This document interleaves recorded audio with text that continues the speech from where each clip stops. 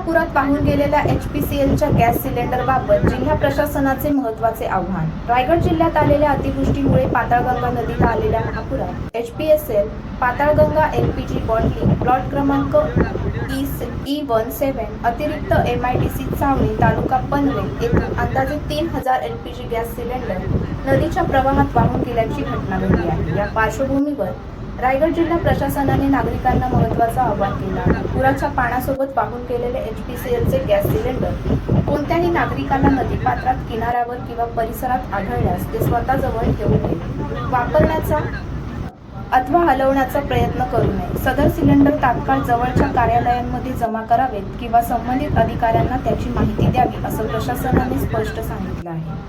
HPCL company जवळचा HPCL gas वितरक, तहसीलदार कार्यालय खालापूर, तहसीलदार कार्यालय पेण, उपविभागीय अधिकारी कार्यालय पेण या ठिकाणी जमा करावे. प्रशासनाने नागरिकांना सतर्क राहण्याचं आवाहन करत अशा सिलेंडरची माहिती त्वरित संबंधित यंत्रणेला द्यावी, जेणेकरून कोणतीही अनुचित घटना टाळता येईल असे म्हटले आहे.